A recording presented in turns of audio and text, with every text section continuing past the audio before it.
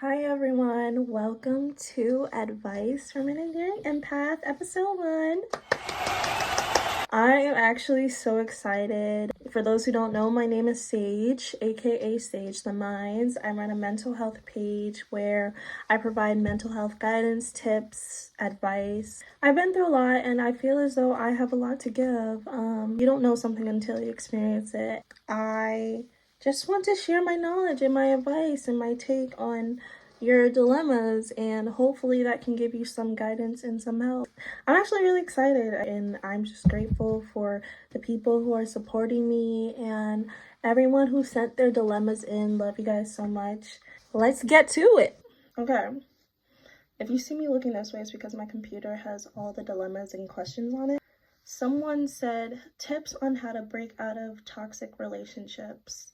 As someone, I feel like we've all been through this. As someone who's been through a toxic relationship before, the biggest thing you can do for yourself when getting over a toxic relationship is give yourself time, because it takes so long to get out of a toxic relationship. Because think about it, you spent so much of your time and energy in this situation that was negative. For it to go away overnight, or for you to get over that person overnight, is just not possible. I'm a firm believer in time heals all. What I did, it took me about 1.5 years to get over, this little situation that I was in. And love on yourself extra during this time. Show yourself extra love. Be around your community, the people who support you and love you, because one thing you don't want to do is isolate yourself. Feel like you are already isolated. It's a lot of trauma to undo whatever occurred in the toxic relationship. Also, I would say seek professional help if you are able to. It helps having that outside party give their opinion on everything that has happened. Allow yourself time to heal. That's my biggest thing. All you know is that person. I mean, people struggle with this, even I did. Remove that person out of your sight, and this can be on social media. Remove their number out, your phone. Delete pictures. I know it's hard, but delete the pictures, delete everything of them. You're trying to allow yourself this time to heal, yet on the same note, you're still, looking at the intimacy you guys had. Just delete everything, and it's so hard. And I'm not going to lie to you guys and say that when I did it that day. It took me I'm gonna be completely honest with you. It took me probably a couple weeks. I'm deleting them out my sight, That's what I say. All right, guys, next one.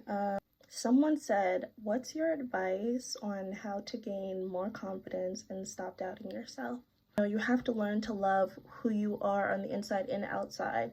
And I started to just look at myself in the mirror more, learning to love how I look. That can be pretty difficult to just sit there and stare at yourself. It can be a little awkward. Make an effort to feel good, because when you look good, you feel good. Not that it's all about your physical appearance, because if you don't fix what's inside, the outside really doesn't matter. But when we're talking about building self-confidence and who you are as a person and loving what you see, I would say indulge in yourself. When you are consistently giving that love to yourself, eventually that confidence will build. It takes time, but it will happen. I'd say overall, self-doubt really comes from a place of you not thinking you're good enough. That can also play into self-worth. So then you will need to start working on the concept of your self-worth, because all of these play into each other at the end of the day. At the end of the day, you are good enough, but you have to know you're good enough.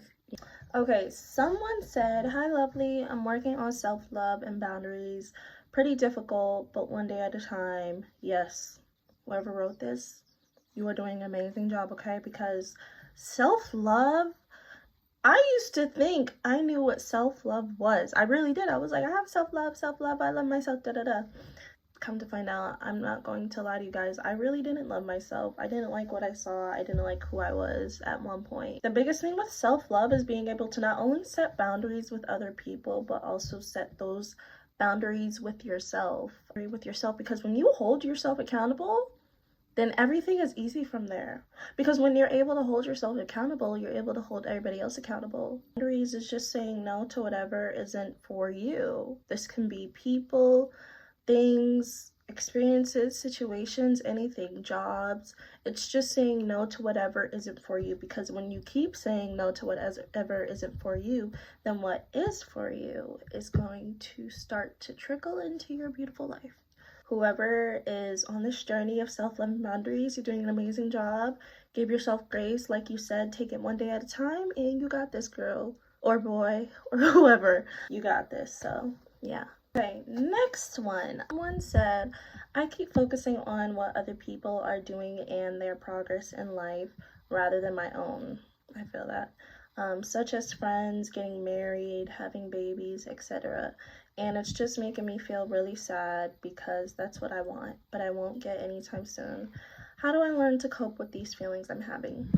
What I can say is I totally understand you. You know, not to bring this to social media, but I think social media doesn't help because we're all seeing the good things in people's life. You know, no one should have to show the bad times, but all we are seeing is the great time to be with yourself and love the life you have. And I can explain more when I say this. I had to really sit with myself and realize that because what others have, that doesn't mean I lack in it. In this moment, we're not meant to have it, but that doesn't mean we will never have it, if that makes sense. You know, there are times where you want something so bad, but maybe right now in your life, it's just not for you. And that's perfectly okay, because what you can do is use this time to really, you know, get to know yourself and love yourself. And I feel as though we can't control time, you know, no matter if we want something so bad. If it's not meant for us in that moment, then we're not going to have it no matter what, you know, because when it's meant for you, I promise you will have. And that can be, you know, the marriage or the kids or the friendships or whatever you want in life. Until you get to that point, learn to love your life right now and how it is. You know, love who you are in this moment, being happy for other people, but also knowing that if I want it, I will have it. So one day I will have it, but right now I'm okay with where I am. And just accepting that you can only control so much, you know? Because someone else has it doesn't mean you won't. Whatever is meant for you, no one can take away from you. So just know that. And if you want it, you will have it one day. That's my advice to you. Next one. Someone said, how do you incorporate self-love into daily routines? Depends on what self-love means to you. I mean, indulge in the things that make you feel good, and I think self-care plays a big part in, you know, incorporating self-love into daily routines, because self-care is a form of self-love in a sense. You do a skincare routine, you know, if that is what feels good to you. Whatever makes you feel good, that's what you should incorporate in your daily routines. What you can do as well is incorporate self-love affirmations into your daily routine. So every day when I wake up, I actually listen to morning gratitude affirmations. If I don't do it, I actually feel horrible that day. So that is actually a part of my routine. That's what I do.